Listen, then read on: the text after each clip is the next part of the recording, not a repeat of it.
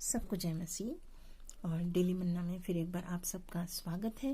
और हम इन दिनों इस सेकंड पार्ट को देखेंगे कि यीशु मसीह का बादलों पर आना, अब उसकी कितनी शीघ्र वो आने वाला है, इसकी आशा हम कर सकते हैं। इस पार्ट में हम ये देखेंगे ये बातें कैसे घटेंगी, और हमें इसके बारे में बाइबल में कोई वर्ष, दिन या समय के बारे में नहीं बताया गया, लेकिन उसके आने के पहले जो चिन्ह होंगे उसके बारे में हम बाइबल में पढ़ सकते हैं कि उसकी क्लेश की घोषणा कैसे होगी, कैसे हमें पता चलेगा कि प्रभु का समय निकट है और प्रभु यीशु मसीह आने वाले हैं बादलों पर। तो हम देख सकते हैं अगर बाइबल पढ़ेंगे तो हमें पता चलता है।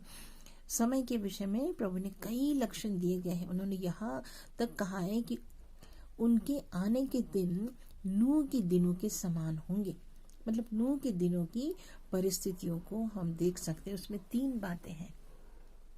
नूह के समय में इतना ही संसार बिगड़ गया था और फिर परमेश्वर ने क्या किया, एक निर्णय लिया और सारे संसार को जल प्रलय ला करके नष्ट कर दिया था। तो पृथ्वी क्या है, पूरी तरह से भ्रष्ट हो गई थी। मनुष्य के विचार, उनके आचार निरंतर रूप से विकृत और अशुद्ध होते जा रहे थे। और आज भी हम देखते हैं संसार भर में राजनीति में भ्रष्टता देखते हैं, नैतिकता में भ्रष्टता देखते हैं, आत्मिक घटनाओं में हम भ्रष्टाचार को देखते हैं। तो इस तरह से पूरी तरह से क्या है, पूरे संसार जो है नैतिक दिशा में पूर्ण पतन हम देख रहे हैं। मनुष्य का आचार, विचार, व्यवहार, एक दूसरे के प्रति भाईचारा का प्रेम बिल्कुल खत्म हो गया।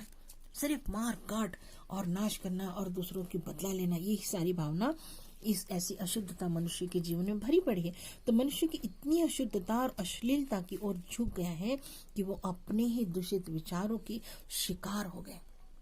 उनको समझ में ही नहीं आता है मनुष्य को कि क्या सही है, क्या हम जो कर रहे हैं वो सही है कि नहीं है। परमेश्वर का भय भी खत्म हो गया है, भाईचारा का प्रेम खत्म हो गया है ये पृथ्वी पर से। तो पहले जैसे नूह के समय में, पहली बात, नूह के समय पृथ्वी भ्रष्ट हो गई थी, अश्लील हो गई थी, ऐसा ही वातावरण यहाँ हो गया। दूसरी बात है, नूह के दिनों में हिंसा और अत्याचार जो है उग्रता से भरे हुए थे। हम देखते हैं अत्याचार, देखिए मणिपुर के चित्र को हम देख रहे हैं, कैसे एक भारत का एक प्रदेश जो है कैसी दशा में है आज।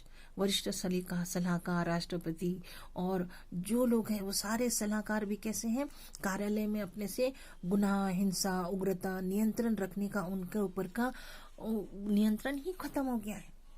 वादा तो करते हैं और कहते कि हम अब पर्सनली हर एक जन पुलिस को सुरक्षा नहीं दे सकता, ऐसा ऐलान करते। सत्ता में तो बैठे हैं लेकिन उनके द्वारा इस संसार की, इन लोगों की इंडिविजुअली या किसी राष्ट्र की, किसी स्टेट की वो सुरक्षा सही मायने में नहीं कर सक रहे।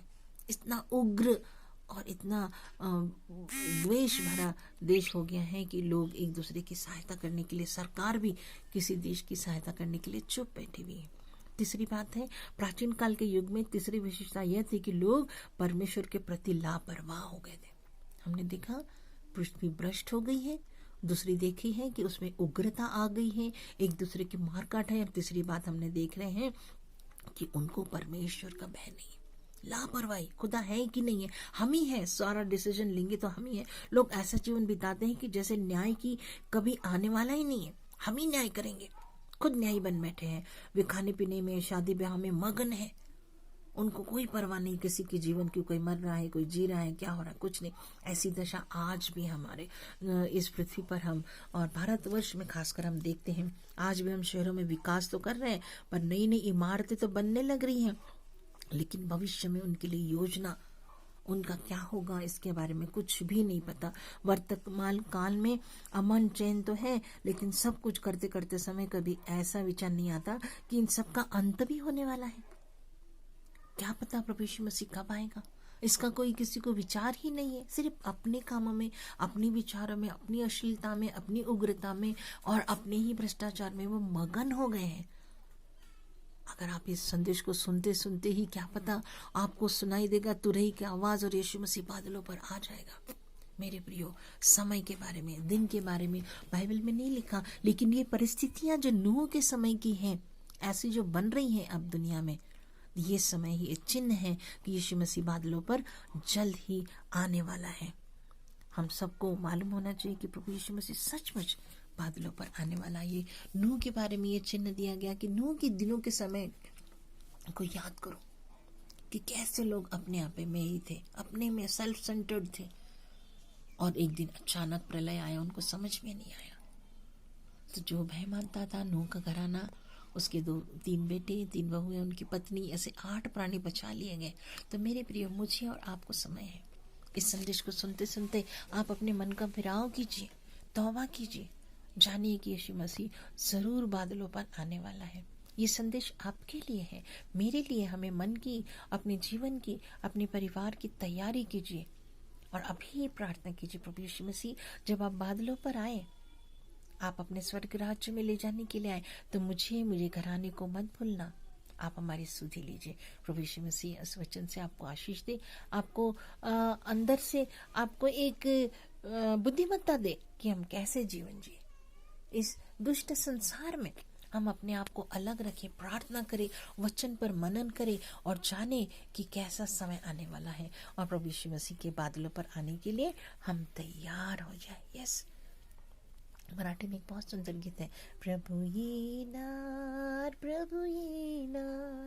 मेघावरती स्वार होनी आकस्मित येणार। इसका मतलब यीशु मसीह आने वाला है, वो बादलों पर आने वाला है, वो जरूर आने वाला है, और ये बात सच है, बाइबल में लिखी है। और वो कैसे आएगा? अचानक आएगा, अचानक आएगा। इसलिए मेरे प्रियो, मुझे और आपको ये संदेश यही बताता है कि आप तैयारी करिए, क्योंकि चोर जब आता है तो बताकर नहीं आता है, लेकिन यीशु मसीह के आने के चिन्ह और बातें, समय के बारे में कैसा होगा लिखा हुआ, उसको पढ़िए, मनन कीजिए, विश्वास कीजिए, तौबा कीजिए, मन फिराव कीजिए, प्रभु के बादलों पर आने के लिए और आप उठा लिए जाने के लिए अपनी तैयारी कीजिए। प्रभु यीशु मसीह के नाम में आपको आशीष मिले। Thank you for watching. Share कीजिए और दूसरों को भी इस बात को बताइए कि यीशु मसीह आने वाला है। प्रभु आपको आशीष दे। आमीन।